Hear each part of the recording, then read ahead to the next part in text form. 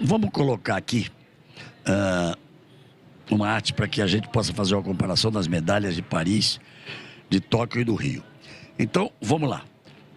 Começando com o Rio em 2016, foram 19 medalhas. Mas foram 7 medalhas de ouro. 6 medalhas de prata, 6 medalhas de bronze.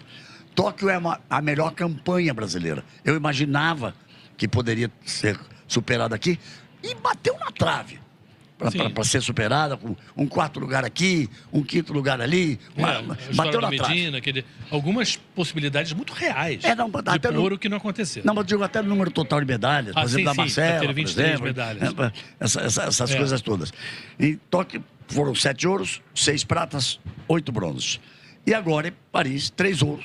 Número menor de ouro, mas o maior número de medalhas de prata e vantagem bem grande nas medalhas de bronze. Então, 19, 21, 20.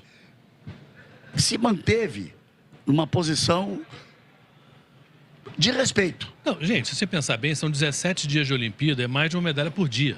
Quer dizer, para o tamanho da gente, da nossa economia, porque a gente está falando disso também, claro. O investimento tem um limite. Lógico. É claro que qualquer governo federal tem prioridades em relação à saúde, em relação à educação, quer dizer, o apoio ao esporte é muito importante, mas não se compara com grandes potências. Quer dizer, então a gente, por exemplo, vou dar um exemplo muito simples, porque eu morei lá há 11 anos.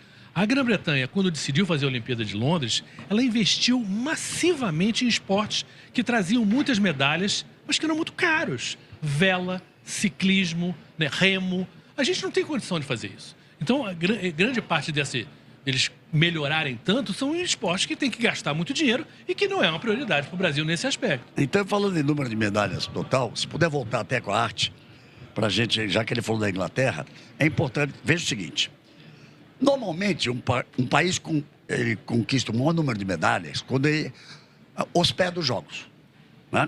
Quando é na casa dele. Então, veja que o Brasil, 19 medalhas no Rio.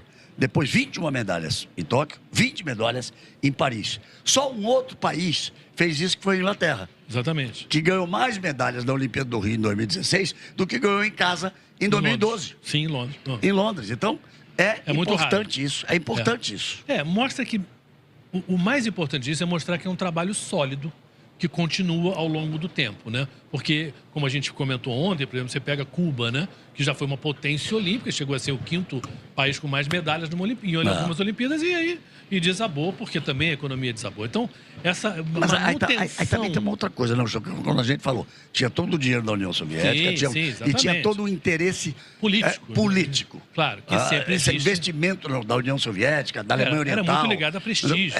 Era uma a gente questão fez política. Reportagem disso aqui, quer dizer, não dá para dissociar uma coisa da outra. Claro. Isso a gente vai comentar um pouquinho mais tarde quando a gente falar de Estados Unidos e de China. Claro. Mas é claro que a gente tem que pensar que esporte é para ganhar medalha, sim, mas o esporte é também para trazer mensagens positivas para a população, tem uma ideia de saúde, de participação, e tudo isso precisa ser levado em conta também. Quer dizer, não é só como está acontecendo na Inglaterra, de se botar muito dinheiro em esportes numa certa elite e, por exemplo, fechar escolas de esporte, fechar lugares onde se pratica esporte em escolas, como aconteceu depois da Olimpíada de Londres. É um absurdo, porque e a população nisso aí? A gente só vai querer o cartaz de tendo Olimpíadas, mas e a saúde das pessoas? Então, eu acho que a gente tem que modular, né?